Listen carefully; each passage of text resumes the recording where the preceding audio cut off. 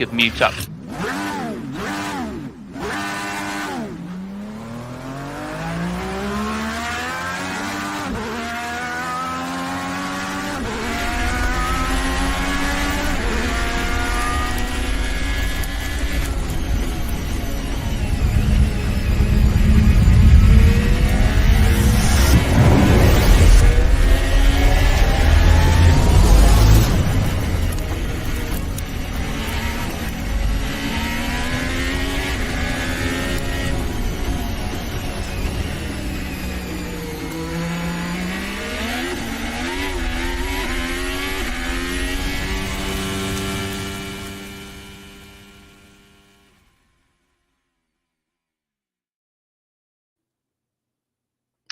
And welcome this back to Fabio on Funk and Lucky.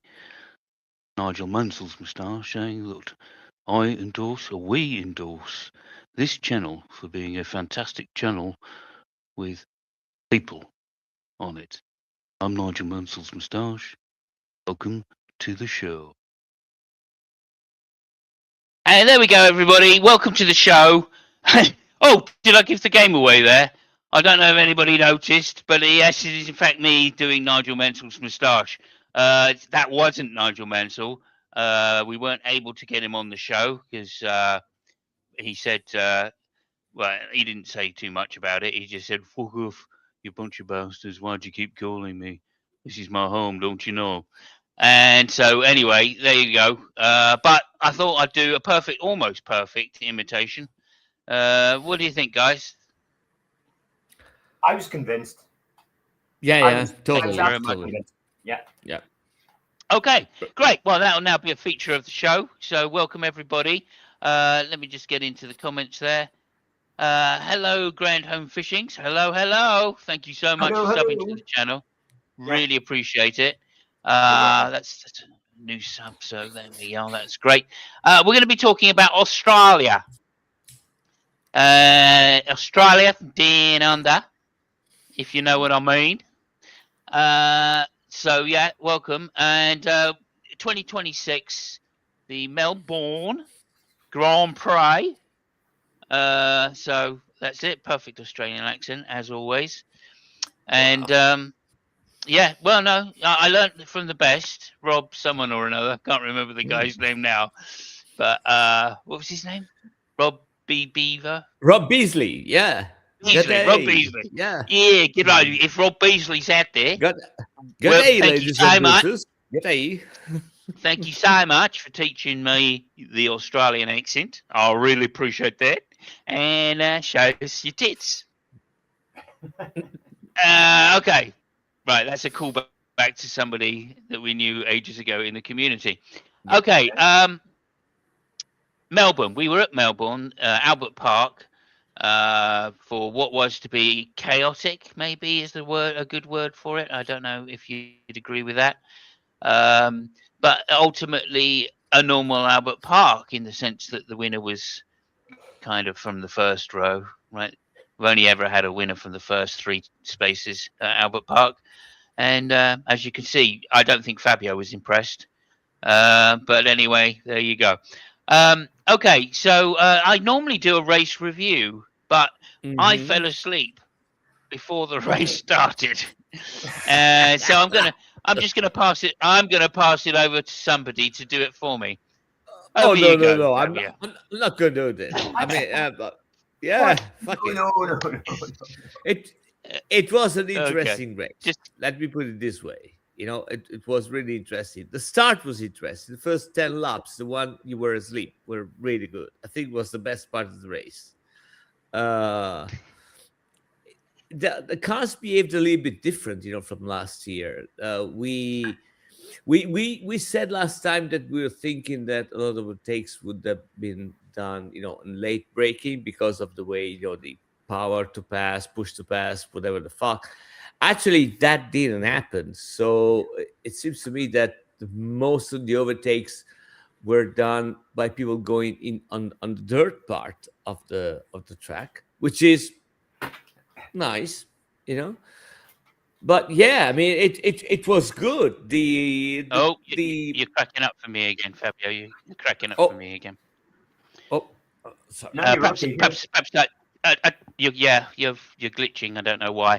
I'm going to take over from you, Fabio, just because It's so I'm the one that has the Mansell moustache.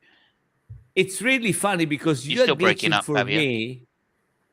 Am I breaking up for you, Lucky, too? Not at all. No. Oh, Yeah, I think it's a problem between you and me, Simons, because Lucky is watching us, perfectly, but you're glitching for me and I'm glitching for you. So I don't know. I think it's the home counties. And then, and really? I think Just weird. I That's mean, weird. Okay, the, just give me a yeah, second. the YouTube feed is fine. I mean, I can see that. So yeah. Okay, that's weird. I'm just going to close a few things down my end then and see what happens. Okay, there we Okay. go. I've closed a couple of things down. That's how that works. Let's get rid of that. And right, there we go. Okay, so start of the race, won the warm-up lap, of course, and unfortunately coming through those nasty S's where Schumacher cheated so badly on Damon Hill that year. Piastri won the car straight into the wall, which is what we wish Schumacher should have done really. Totally wiping off his right front side, and there you go. It's weird. It is weird. You've now go. Anyway, on to the start. Away it goes. Fantastic start by the Ferraris, both, especially Leclerc. Dive through the middle to get past Hadjar, who almost ran into Antonelli, and to get into first place. Hamilton running wide, unfortunately, dropping him back a couple of places, but then able to re-overtake fairly quickly. Russell holding on to second place, not being able to keep up with Leclerc. I believe both the Mercedes and the Red Bulls started without any battery. So it goes to show you, getting the battery power down is quite difficult. In the meantime, Leclerc stretched his legs as a newly married man, wouldn't you? And ran off into the distance a little bit. However, it took Hamilton a little time getting challenged by a couple of people. Also, the new guy, Lindblad, Lindblad, I'm going to call him.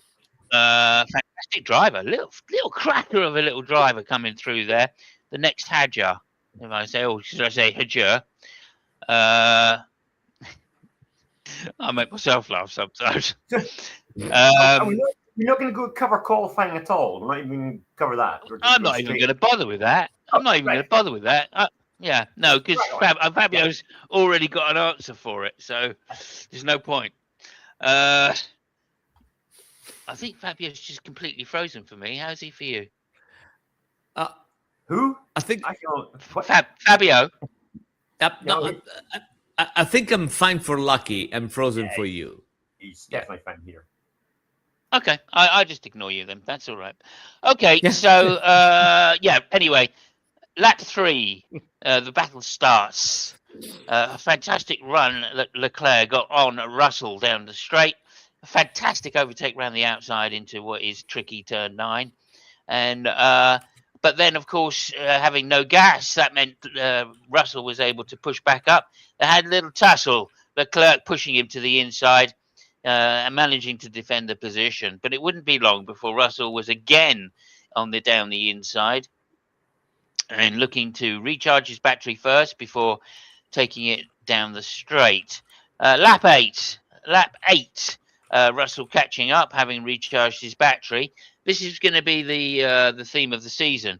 Once he'd recharged his battery, he was able to push down the inside. Leclerc had nowhere to go, had to back off. That meant that Leclerc was then on the back foot with no battery to be able to challenge Russell for quite a little while, except down into turn 9 again, where he'd managed to do a bit of super clipping and get some more energy back and around the outside. Fantastic, showing us really where the strength of the Ferrari is. And then, of course, we are sponsored by World of Warcraft. And just want to say, if you like ships, you will love World of Warcraft. If you like ships, you'll love World of Warcraft. Did you see Lap 9. I don't know. I don't care either. So anyway, then lap 9, Russell down the inside into turn 1. Fantastic racing. Leclerc, he goes a little bit wide. Leclerc really risks all to go around the outside. Then, of course, Russell coming back down the outside. There we go. Not being in a particular place. By this time, Hamilton had managed to catch up a little bit, was right on the tail of Russell. All hopes for the Ferrari team getting stronger and stronger. Lap 11. Verstappen. Hang on a second. Lap 11. Verstappen. Crashing. Oh, Hadjar, sorry. Hadjar's engine blowing. Of course, that was to be expected. The Red Bull engine not really doing its thing this weekend. And poor Hadjar, because he'd been perfect all weekend, really good, if not the better of the two drivers in the Red Bull camp. Although obviously Verstappen having his problems, but ultimately getting a little bit annoyed with the car after so many technical difficulties. Lap 15, Alonso comes in to retire. I think he might have got out again a little later. Then, of course, Lindblad versus Lawson versus Perez. A title fight of the two Red Bull losers. And fantastic to see them go at it and show how equal they are. Valtteri Bottas, unfortunately, out into the first corner, manages to pull off to make sure that we only got a yellow flag and a virtual safety car instead of a full safety car. And Paul Bottas on the Cadillac, he's not had a lot of luck, has he, in his in this career? So there we are. Still looking good. His moustache looking good. I have it on good authority. He goes to the same moustachier that I go to, and he also models his moustache. He also models his on Mansell's moustache. Don't we all? Don't we all?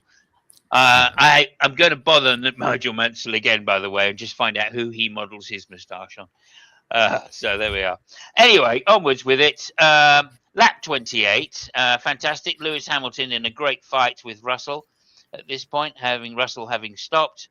But of course, down into turn 9 on the inside, Lewis had no chance. His tyres running out, showing again, tyres matter. Tyres matter, Fabio. I don't know if you knew that. Anyway, then lap 29, Leclerc into the pits, putting the hard tyres on, coming out just behind Lewis, although it wouldn't be too long before he overtook. Lap 34, another unfortunate timing for the Ferrari team, but lap 34, just 6 laps later, I think it was one of the Audis. Yeah, Sergio Perez deciding that his car was overweight and therefore he didn't need some barge boards, although that was a matter of some contact with Carlos Sainz, I believe. Anyway, onwards with it. Lap 40, and Sainz and Perez at it again. It's Perez again. Lindblad, I beg your pardon, and Sainz at it again. I'm getting a bit confused. Lindblad and who was I say for Perez? Yeah, Lindblad and Perez at it again, having a real ding-dong. As I say, battle of the losers from the Red Bull team. Fantastic to see them go at it and show that they really are still the losers we knew they were when they were up against Max Verstappen. That might be a little bit biased of me, by the way. Lap 58, last lap, Russell comes through for what is his first and probably one of many wins this season. That Mercedes looks like a rocket ship. Manages to keep its tyres fairly good, not as well as allegedly the Ferraris, who followed each other home. Leclerc heading into third place with Hamilton close behind, 12 seconds behind the Mercedes, showing that there isn't that much of a gap, unless, of course, once again, Mercedes are either teabagging or sandbagging. Which is it? You decide. Okay, so that's my race review, and now I'm going to pass it straight over to the fantastic Fabio for his what can I say? His review of the race. His stint. Yeah, his stint. How's your race, Fabio? You managed to catch it without You managed to be awake at 4 o'clock in the morning, or Well, whatever yeah, time I it was mean, for you. 5 probably. I can read a clock, so that's why I was able to watch it from the beginning. And yeah, I mean, it was an Yeah, interesting fair race enough. with with new rules. It was quite different from the race that we was used to see, from last year. Um, I think that the best commentary was from Leclerc at the end of the race, and when he said that he compared, the way that the race is now to a Mario Kart race. When you eat the mushroom, you just get the acceleration, stuff like that. Which, I mean, I'm not saying it's worse or better. It's just different. I will just say that Mario Kart is quite an exceptional game. Is well received all over the world, and people seem to have a lot of fun with it. So Hmm. I'm not really sure it must be taken in a derogatory way. It's different. Yeah. The Can I I just mean, can I just add in quickly there, Fabio, that we did kind of predict that, didn't we, with one of our memes? Don't know if you remember that. yeah. I mean, I don't really, I'm but going to yeah. try and look it up. Carry on. I'll look it up and Okay. show everybody in a minute, hopefully. Yeah. So some interesting things. We saw some reliability problems, which were to be expected because they're new power units, but we really didn't, because it seemed to be that all the tests they made before, nobody had any issues whatsoever. And on the other hand, we saw that a jar with the Ford Red Bull power unit, which, I mean, we were praising it to be really good. Actually, it seems to be that they had some issues. Cadillac had some issues. I mean, there were some problems. Another thing is worth mentioning is that the the gap between the first and the other ones, got a little bit bigger. Again, Melbourne it's a weird track, so I'm not really sure that's showing what's really going to happen. It's the first race. A lot of cars, a lot of teams, they still have to understand those new energy management thing. And the last thing I just want to put it there is just we were kind of worried about the fact that the old championship would be played around the power unit. There's been a lot of discussions about the Mercedes power unit, the compression, or the Ferrari power unit with the stainless steel head, stuff like that. It seemed to be that it's not a power unit problem, because Mercedes did well, but McLaren didn't. So it seems to be right. I mean, at this precise moment, and I think this is going to be carried on for 2 or 3 races, is more a package issue and an understanding of how this package works. And it's not only the power unit; it's the old car, which has to be taken into consideration. Which I think, again, from a technical point of view, it's going to be quite interesting. There you go. Lucky. Okay, thank you very much. Yeah. That was fantastic. I have found the meme, but I'm not sure I can. Yeah, let me You like just a meme? share it anyway. We like a meme here. I found the meme. Yeah, Yeah, we do like a meme. We really like a meme. Yeah. Lucky, what do you think about the race? Did you manage to see? Oh, it comes to me. Before you do, I've just put the Oh. meme up first. There we go. Okay. There it is. Yeah. As you can see, we predicted the Mario Kart scenario, and there it is. So, as always, we're ahead of the game on this channel. Just wanted you to know that. Yeah. We are ahead of the game. But there we are. Okay. Over to you, Lucky. Did you watch the race? If you did you manage to stay awake?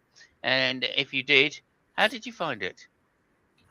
Well, I know I didn't manage to stay awake. The last I remember was lap 22, and the two Ferraris were in the lead, which I thought was quite exciting. However, let's talk about qualifying. Can we talk about qualifying just briefly?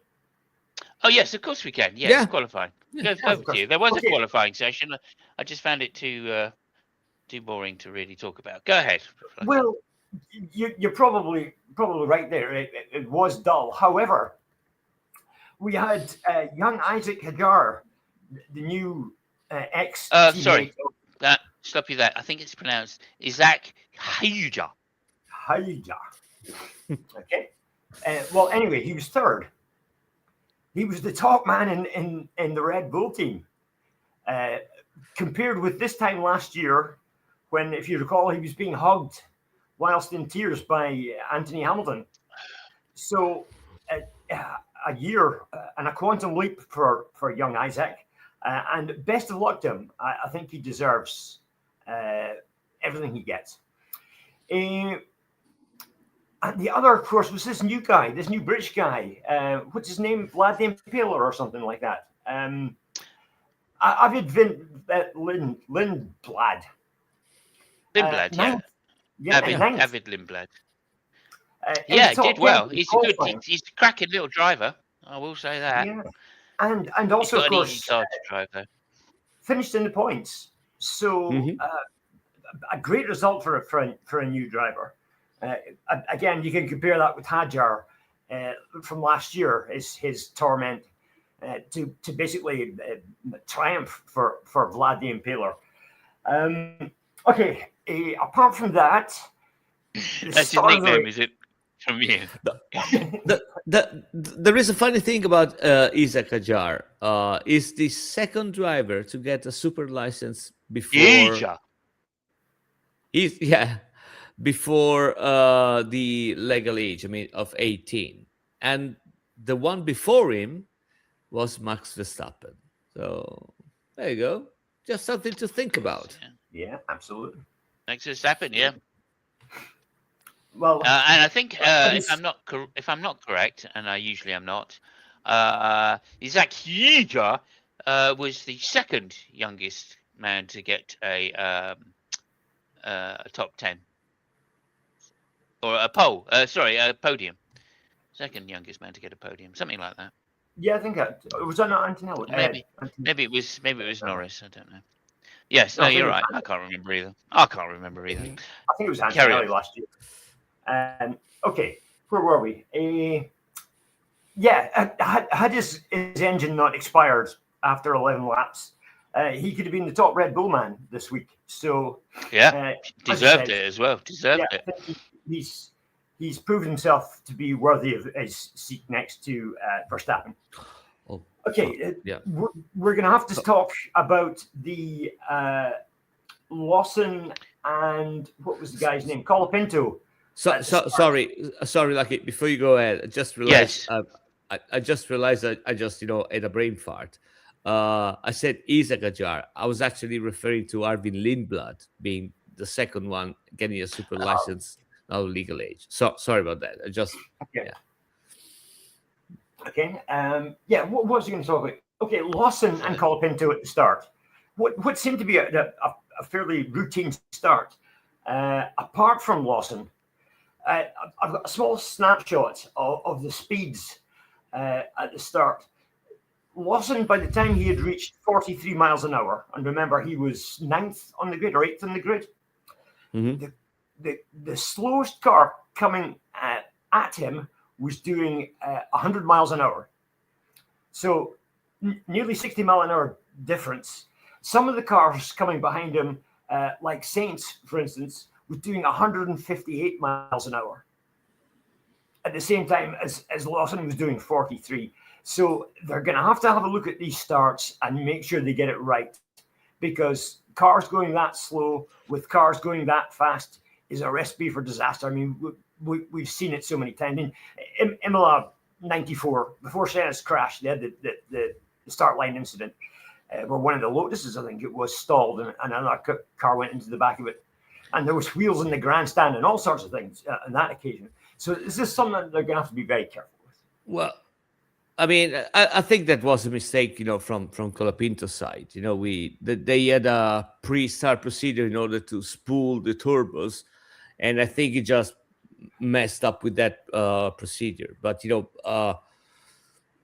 yeah, I think it's something that I mean, it was a mistake from one driver. You know what I mean? They tried to cope with the situation anyway. So Yeah, and it's something they're gonna have to be really careful with. I think in the yeah, future. Well, yeah, I agree. it occurs to me both the Mercedes arrived with no power in the battery, no charge in the battery onto the start line, and so but they got away very well considering. I think they must have built some up during the start procedure. However, it does occur to me that potentially there's a game to be played there by the pole sitter. You know, I think of like on restarts, holding people up, etc., etc.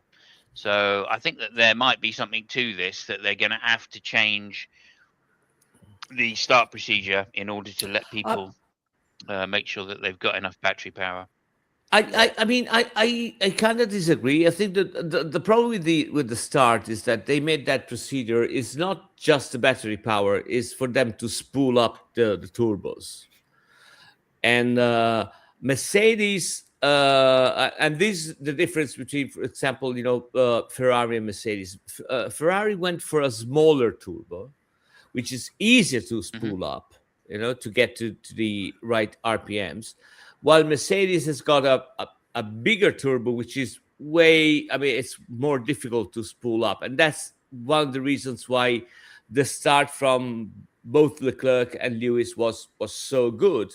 But that's a technical choice that Ferrari and Mercedes and the manufacturer did. So I mean, I don't know how much they should intervene into that, because eventually Mercedes will have some advantages, for example, in high speed circuits, or when they're racing in Mexico City, or with high altitude circuits, while Ferrari will have, and other manufacturers will have advantages in other circuits. So I mean, I don't know. I think it's part of the technical choices they made, that was going to happen.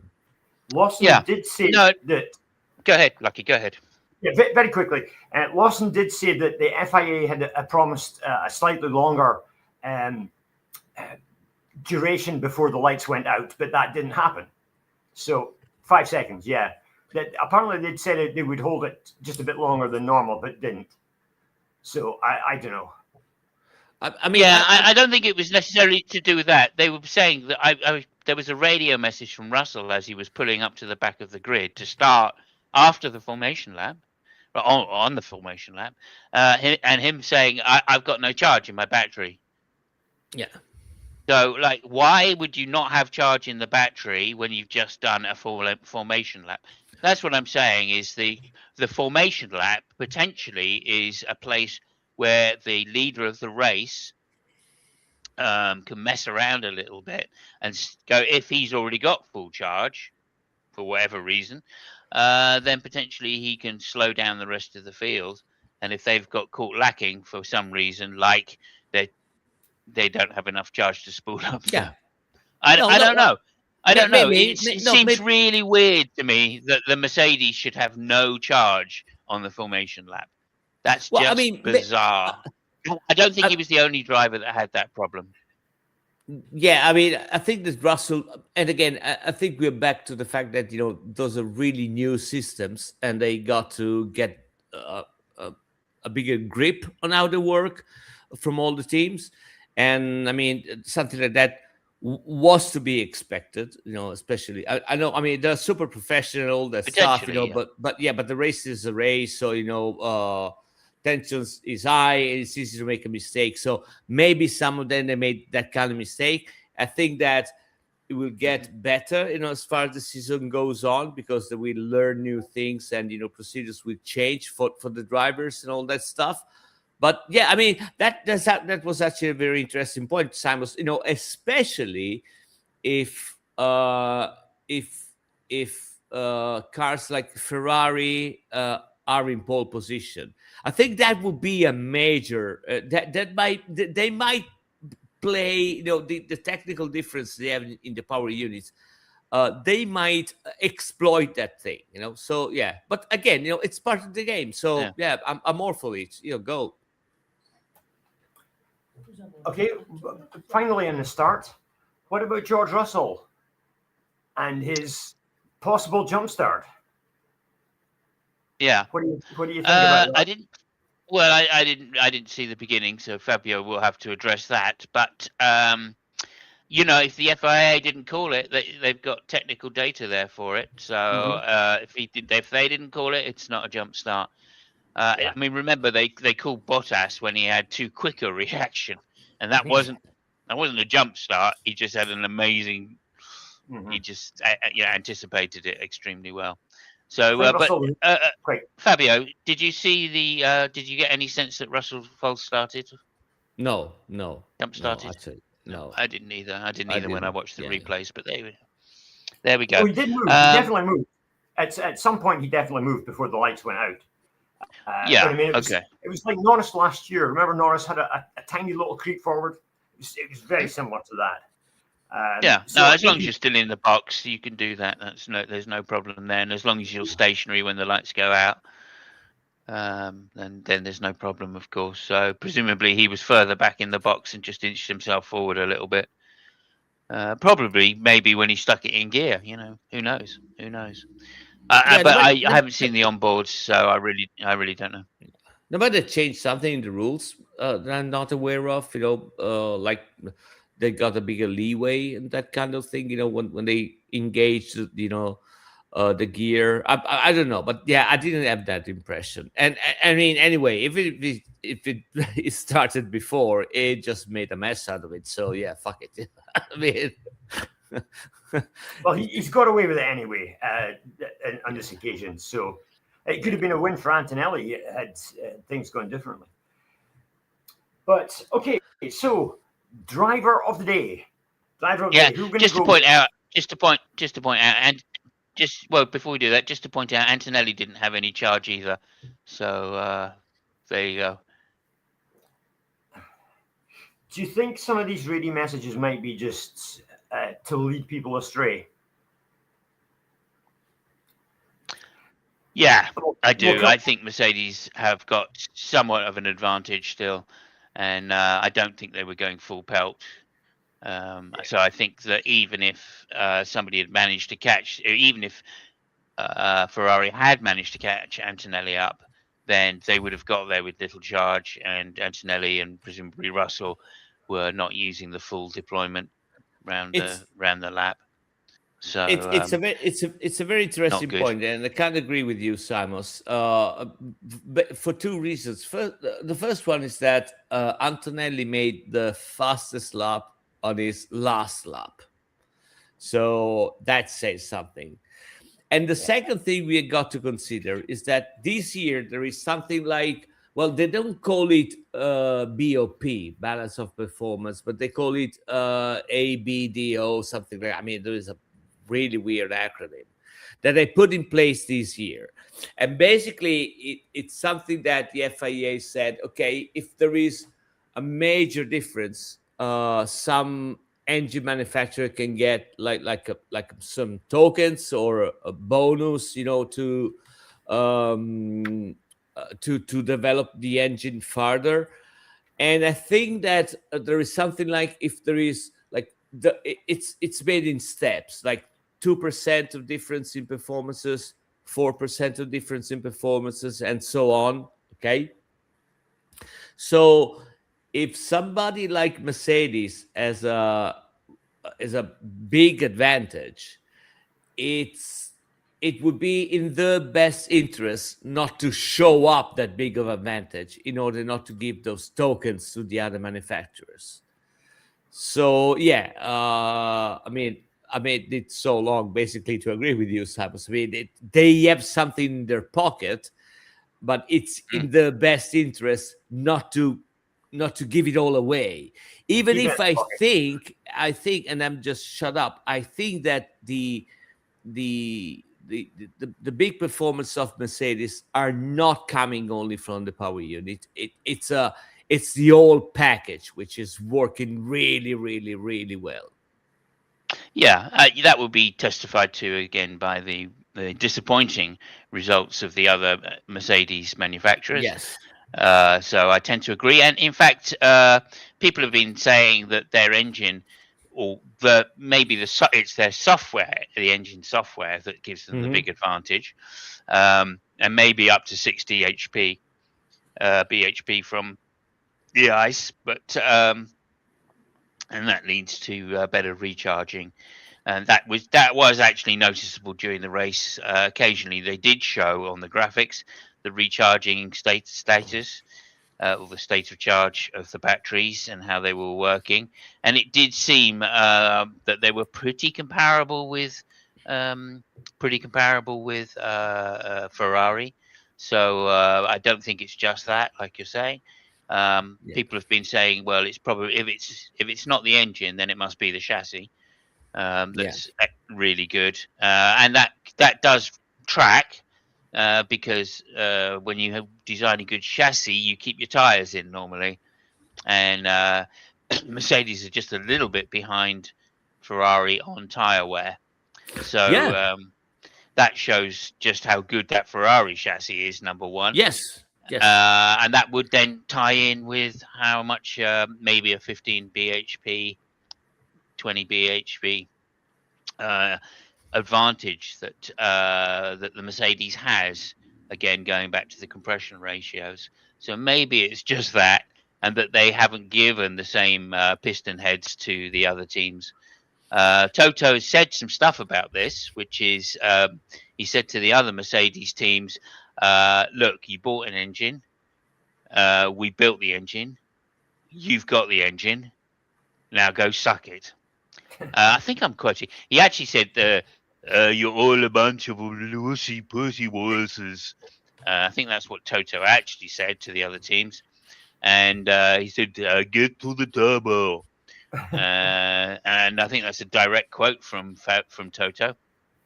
He also said, the other thing he said was that he would only give an engine upgrade, or this. Apparently, the teams can get an engine upgrade for free, an extra 4 million worth of engine upgrades, if they are substantially behind in engine power compared to the rest of the field. And Toto said, as far as he was concerned, he would only be willing to give that to Honda. So I guess he's still pretty pissed off that Honda won the world championship 4 times in a row. That's my guess. And yeah, so he said, "Get to Austria," to Honda. That was the other quotes which I had. Okay, well, The, you the, were kind of answered the question I was going to ask next, and that was, do you think Mercedes are sandbagging? Yeah, well, teabagging. I think in his case, Teabagging, okay. he said, "Smell my ball," to the other teams. the point you made about the tires, especially for Ferrari, was actually one thing that I was particularly surprised and happy compared to last year, because, and again, Melbourne, weird track, first race, whatever, blah blah blah blah blah. Yeah. But it seemed that that they were able to manage the tire. Way better than last year. It would have been easy. I would say very, very, very well compared to all the other, even compared to Mercedes, which Yeah. from a lot of graining and and which led to some understeer, from Russell. So yeah, that's a good thing. That made me really, really happy. The other thing which made me really happy about Ferrari is that Hamilton seemed to add a lot of fun, which is important. He always said something on the line at the end of the race. Well, if I had a couple more laps, I would have catch Leclerc. So it looks like he's having fun again. Well, I don't, regardless if it's true or not. He was Just a the happy fact guy. Yeah, just the fact that he said there, it means Yeah. that he said is in a different place compared to last year, which is good. Uh, the thing which puzzled me about Ferrari was I think they were also a little bit unlucky. They didn't stop for the first visual safety car, and I think that they did it. They gambled on the fact that Melbourne being Melbourne, they said, "Oh, there's gonna be another virtual or a safety car anyway," Yeah. and they were actually right. Yeah. If not for fucking Bottas, which decided to park the car at the beginning of the pit lane, so they closed the pit lane and they couldn't, exploit that thing. So yeah, I mean, they gambled. I think they should have gambled a little bit more safely, like, sub one car, not the other one. But they gambled, and it would have paid if not for fucking Bottas. So Well, no, they pitted before Bottas. I think they pitted on lap 27, and Bottas pulled his car over lap 34. no, they still had to change the tires. I think when Bottas. Well, yeah, but I think they'd only been on the hard tires for about 6 laps or something. So that was the dilemma. Could they make it to the end if they put another set on? Russell thought about pitting, didn't he? And then went, I don't know. So I kind of thought they made a mistake at the first opportunity, but I think there was only 19 seconds they had between the incident happening and the safety car, the virtual safety car being implemented. So, I mean, it was a close call. Was it a mistake Ferrari made or not? It's difficult to say this early in the year, I think. Well, also it's Melbourne, of course. Yeah. And Melbourne is just one of those tracks. It's not representative of the normal track that people go to. It's super smooth. Apart from the only downside is that it's got different asphalt types around it. But apart from that, it's still a smooth circuit. So it doesn't wear the tires particularly unless your car is sliding a lot, unless you don't put enough downforce on. And people do tend to put a lot of downforce on around Melbourne because of that. So it's just not representative of the rest of the season. I think we're at China next. Yes. And now China is more representative, of course, because it's got a 1.2 mile or kilometer back straight, plus several other really fast corners, like the corner number 1, which is a tightening corner. And that's really going to stretch the tires. So I'm thinking that if Ferrari can get their what do they call it? Van Dabidozi? Yeah, Van Dabidozi wing on. They call it the Macarena. Yeah, Van Dabidozi in Italian, Macarena in Spanish, whatever. Yeah, but if they can get their new wing on, then I'm going to be super excited for China. They're saying that they won't be able to get it probably till Japan, but I don't know why they haven't got it ready already. I mean, I don't understand. If I were them, I'd be fucking throwing that thing on as soon as possible because, like, straight line speed is everything, absolutely everything in this game. Especially this season, right? I mean, just imagine how much faster you're going to be going down around Melbourne, and how much more battery, because of that, you're going to be able to recharge going into turn 9, for instance. I mean, it's. I don't understand why they haven't got it on. Gimmick on it. I think that, of course, a lot of things we don't know. I think that one of the issues might be the fact that it's a completely different system of dealing with the wing, and they might have found some problems on reliability or stress material, stuff like that, when they tried. I don't know. But yeah, I agree with you. Talking about aero and other things, I think that I'm willing to give the new rules something right now that I think we saw during the race, which is the fact that it seemed to me that following another car in the slipstream it's way easier and it doesn't detract a lot. So and again, Melbourne, blah blah blah, not a significant track, all the shit. But if we have to judge from one race, it seemed to be that at least that part they kind of nailed it.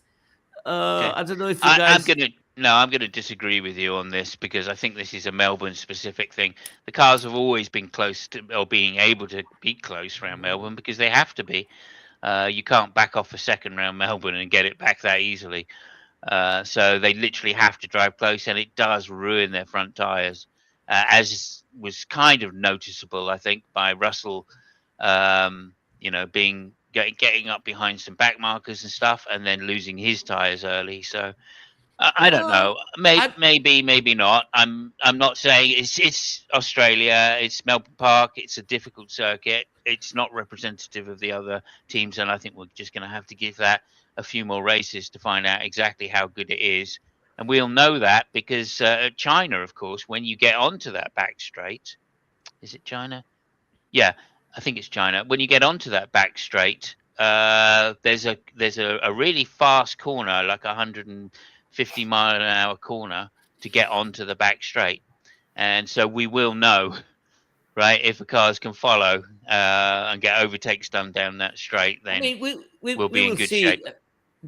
Lucky, did you saw the first laps of the race? I mean, because I saw that when Russell was engaged with Leclerc, Russell couldn't really jump ahead, and Leclerc was on his tail for about 10 laps, and he didn't suffer particular problems, at least like the one we saw last year. I mean, that was at least my impression. What do you think, Lucky?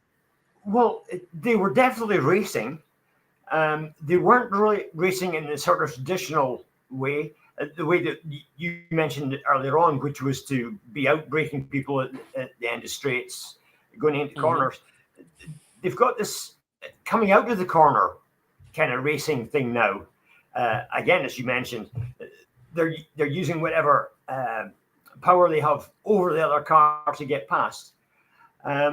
Leclerc had to put his car in some pretty strange positions going down the straight to kind of keep Russell behind.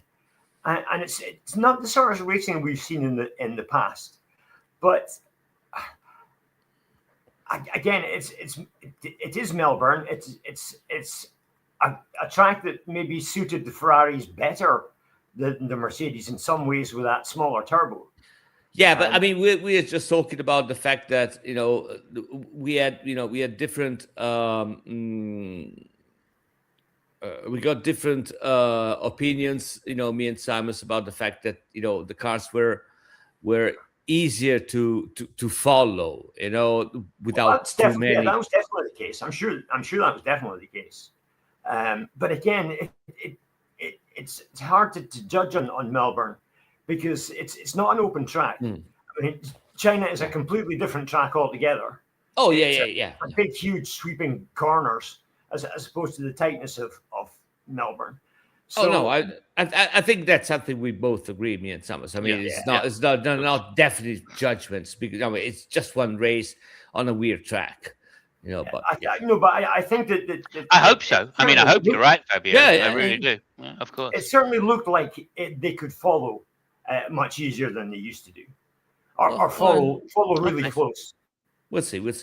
Okay, Yeah, that's good. we'll see. Okay. I don't think. Say again.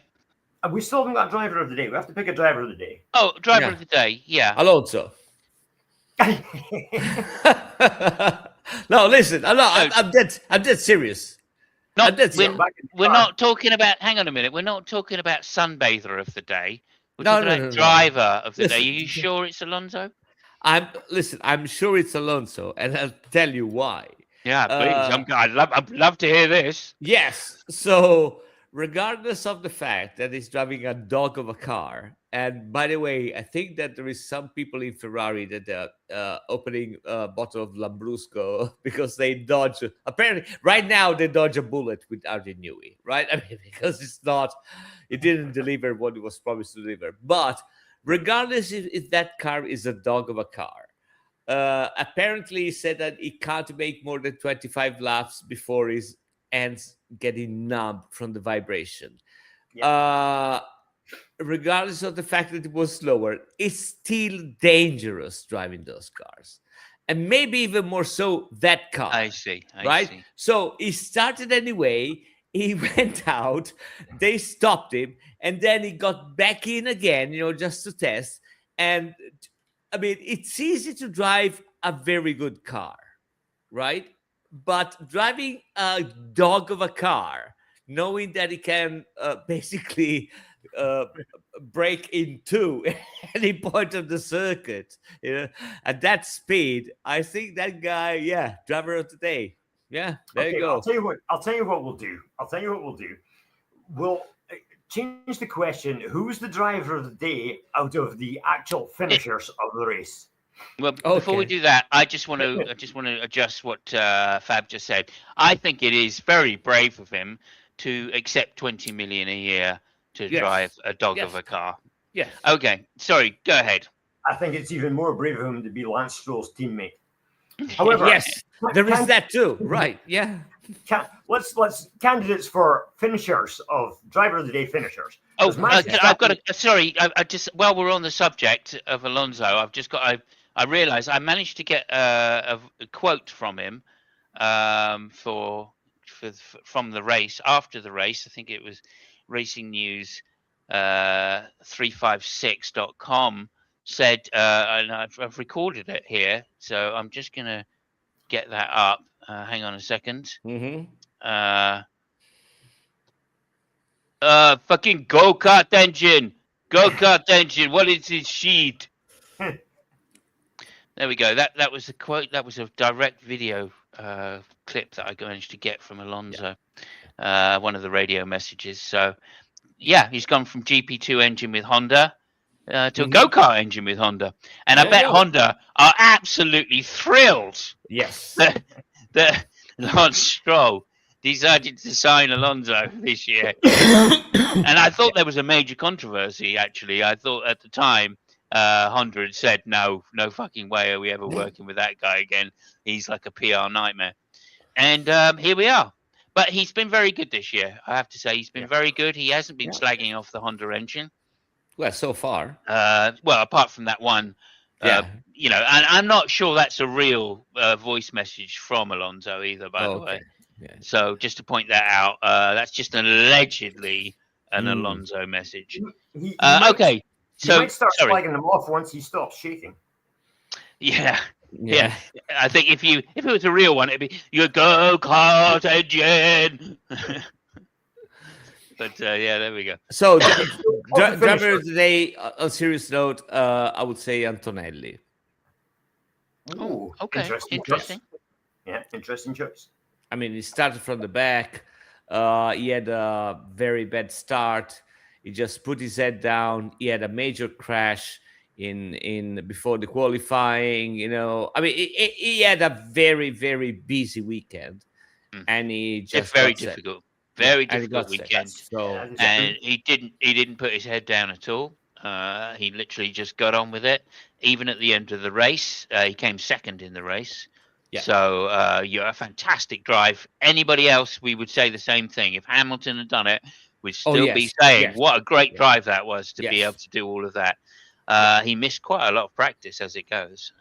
So it's a good shout. It's a good shout. What do you think, Lucky? He's kind of lucky that Verstappen crashed and gave the guys time to rebuild his car. As well. Yeah. Verstappen crashed in qualifying and caused like a 15-20 minute delay. And that was enough time for the mechanics to fix Antonelli's car from the FP3 and get it out on the track. So, well done to them. And well done to Antonelli to take a newly fixed car and put in a stinker of put in a really good get through to qualifying 3. I can't remember exactly where he did qualify though. It's about 7th or something, was it? Yeah, something like that, I think. Okay, so I mean a pretty good race actually for him, considering he had the best car on the track. So not bad at all. Other candidates we can say Verstappen perhaps started 20th. got No. to sixth. No, you don't. No. Not impressed with him. No, well, not at all. Not after his comments. He just said it was easy because I had a faster car. Like, Okay. I mean, I don't know how many times he's driven from the back with the fastest car and just gone, nah, it was easy. I had the fastest car. He's never said that before. So clearly he's pissed. Yeah. He's Well, pissed with this car. he wasn't praising the new Formula One rules after the No. race. Well, or He, before the race, or last year. yeah, He's been he's against it from the beginning, right? not impressed. So that's Well, why he's off. I mean, like Fabio sent me a thing saying he's doing Nuremberg 24-hour, yeah. Nürburgring. And I Nuremberg. guarantee you, he'll probably do 16 hours of that himself. Oh yeah, yeah. Yes, yeah. You know, just because. It's gonna have fake mustache, you know. I say, oh no, I'm not a driver. You know? Yeah. yeah. Right. Yeah, that's interesting. For anybody who doesn't know, the this year's Nürburgring 24-hour race, which is basically a GT3 race, Max Verstappen is going to be taking the weekend off of Formula One and going to do that instead. That's Other in May, candidates. by the way. One last candidate for driver of the day would be Vlad the Impaler Well, for getting eight. sorry, so let me just say, who is your candidate for driver of the day, Lucky? Well, I'm really not sure. I hadn't really Okay, well, counted Antonelli. stick to your be pin honest. in. Stick your pin in the Yeah. in the Well, donkey. Come on. I'm tempted to go with Russell, surprisingly enough. But Of course, he won the he- race. he- Can't take it away from him. he had everything that race, didn't he? He did. But clearly in a car that's faster than other cars. So can you? I'm torn. I'll tell you what I'll do. I'll go with Vlad the Impaler because he did so well in his very first race, getting 8th place. Who? Arvid Lindblad. Yes. Yeah. Oh, okay. Okay. Yeah. I didn't know what you said. I thought you said Taylor. Yeah. Who the No, fuck Vlad Who the Impaler. fuck is Arthur Taylor? Yeah, I've heard Vladimir Putin, but I don't know. The fuck Vladimir Putin. Oh, Yeah, I'm gonna go for Leclerc. I thought he had a fantastic race. I was very impressed by how much he managed to extract from that car. I think he probably got the most out of the car that he possibly could. Finished in 3rd place in the end, which was a little disappointing maybe, but nonetheless, only 12 seconds behind the Mercedes, so that bodes well for the rest of the season. And I genuinely thought his car looked very edgy. Russell was cruising, I felt, a little bit. Same with Antonelli. Once he got into 2nd place, he was just cruising.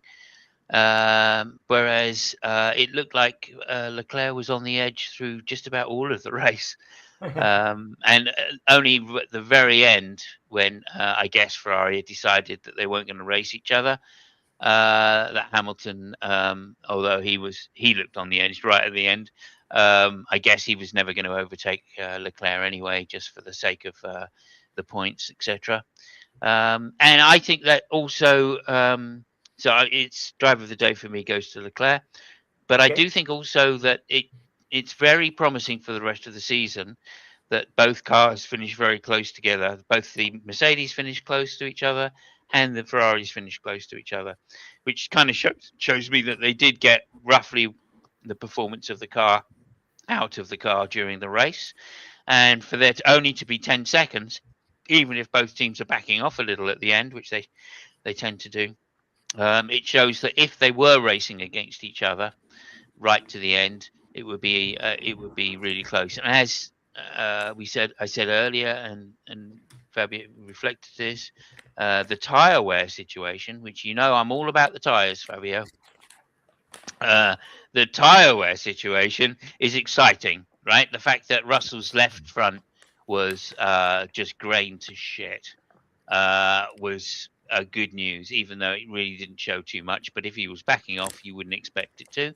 And I think that therefore, if Ferrari can get it right and get their tactics right on the tyres, which they were unfortunate in not being able to do this race, I feel, because they had to pit under green. But if they can get it exactly right and maybe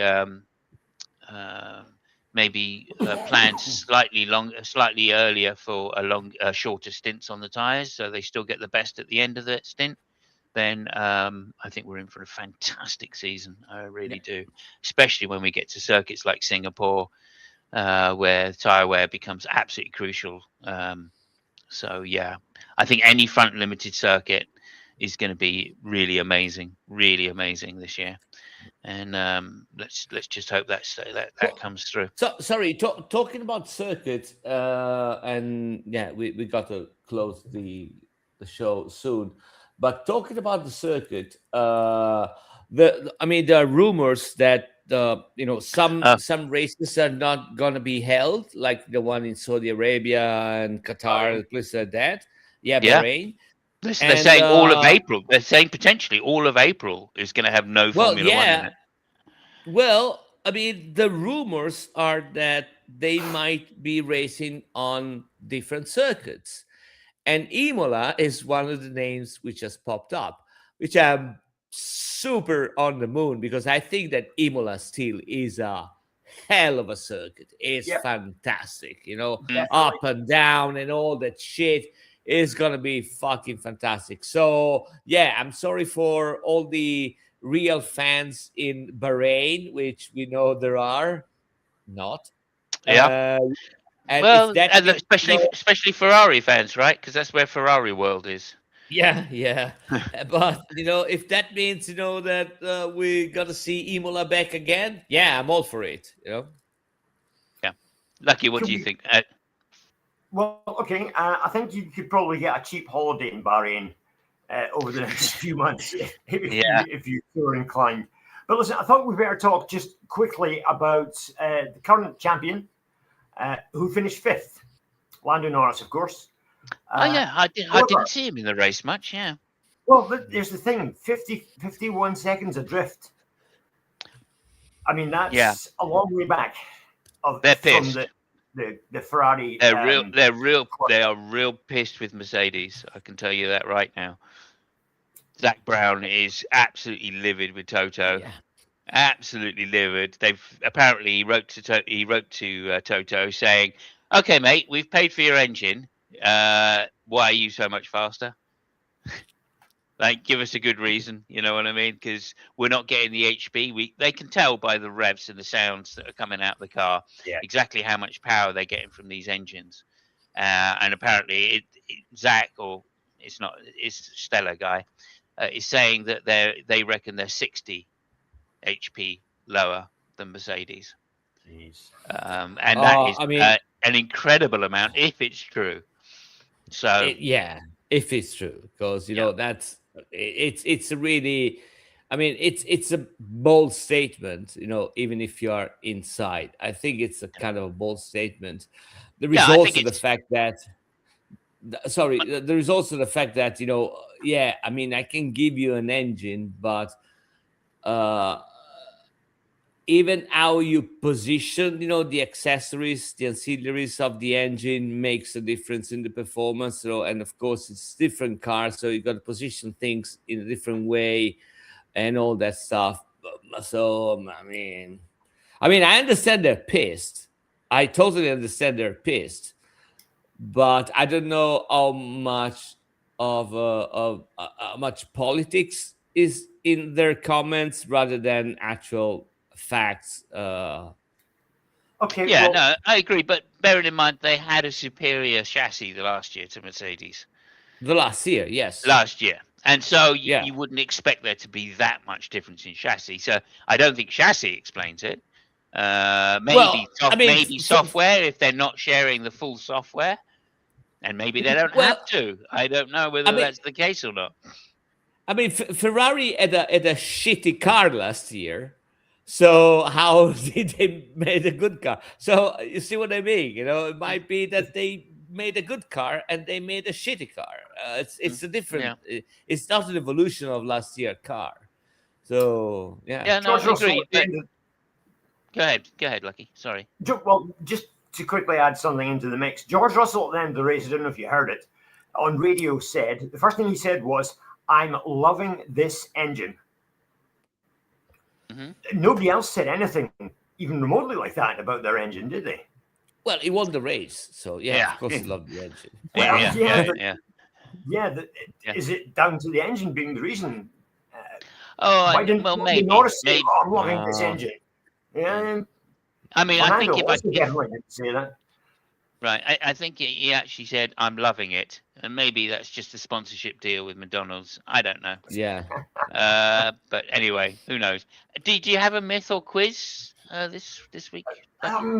Well, if you want one, I hadn't really thought about it. I thought we'd No, have no. too If much you haven't got to one, talk Okay, yeah, we've done it's fine. It's fine. Yeah, yeah, we've done cool. an hour. Yeah. We've done an hour. If you haven't prepared one, I don't want to put you No, on the no. spot, Thank you very much. and I hate talking over you because you might actually try to do it.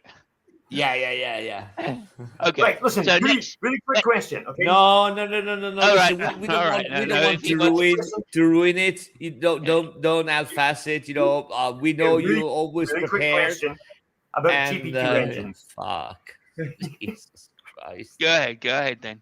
If you really want Okay, to, I don't that's the mind. cover. That for friendlies that's wondering what the fuck's going on. We've moved on from the race now. We're on to Formula One 2, yeah. Yeah. Oh, This is sorry. Let me give you the intro. Is it a quiz? Is it a myth? Quiz. Is it a quiz or a myth? Is it a quiz and a myth, or a myth and just a quiz? It's myth and quiz time. I still can't believe that it was you for those 2 years that was doing that. It was, All yeah, that it time, was. we thought all it was that time. a paid professional doing that, and it was you the whole time. You should ask for our money back. Okay. It's funny. I thought it was Alonso singing for a second. So, yeah. I thought it was Nigel Mansell coming right into me. And anyway, go ahead, Lucky. Okay. Right. I'll warn you to before we start. You're going to think immediately of an answer to this, okay? But it'll be the wrong answer. Oh, Okay. okay. There Yeah. you go. He's not calling us stupid or anything, Fabio. No, But No. Yeah. You'll understand why. Okay. Yes. okay. In 1966, Jim Clark and Graham Hill both did this. All right. Jim Clark did it in a Cortina. It would have been a Mark I Cortina. And Graham Hill did it in a Mini. What was it that they did? They raced. Yeah, I think it was Nuremberg, wasn't it? It's the fucking no. Stop calling it the Nuremberg. That's where the Germans had the rallies, for God's sake. It's Nürburgring. Yes. Oh, Nuremberg. Yeah. I get those two confused. I don't know why. Yeah. Earlier on, You're thinking about the trial. Well, I think it's because the Nazis built Nuremberg. Yeah. Narniaberg. I don't know. Is that right? By the way, not. no. It's Okay, not. it's not. All right, Monaco rally, the rally in Monaco. Monte Carlo, they call it. You're getting closer. Oh. So it is a rally. That's actually a very good answer. So it's a rally of some sort. Oh, they made the RAC, the rack. Yeah, rally? it was the RAC rally, indeed, 1966. Graham Hill retired in his Mini after mechanical problems. Jim Clark in the it would have been a Lotus Cortina, I would imagine, in 1966, perhaps, maybe not. Yeah, no, however, more than likely. Yeah, more than likely. with it being a Cortina, he was kind of up near the front of the field and was apparently doing very well until he put it on his roof and had to retire. So, amongst others, there's been other Formula One drivers that have done the RAC rally. Brundle, for instance, he did the RAC rally. Oh, okay.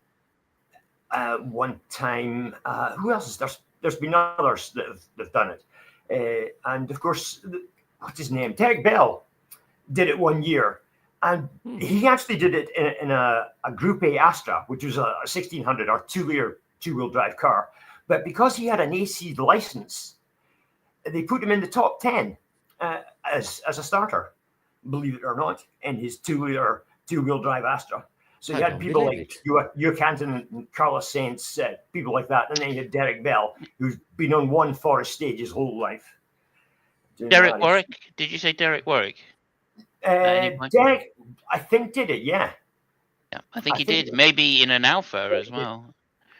I'm not sure, but I think he was one of the Formula One drivers that did it. Anyway, there you go. Thank you very much for that. Fabio, 1996. well done. Maybe Raikkonen too made it because he's been raced rarely for a season. Yeah, well, he raced up in Finland, didn't he? So he used to do winter rallies and shit. Yeah. I think what happened was that when he was rallying, the REC had stopped being the REC and wasn't around of the World Championship.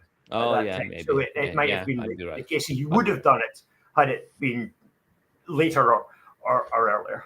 I mean, also, like when they started going, like the Wales stages are just notoriously dangerous.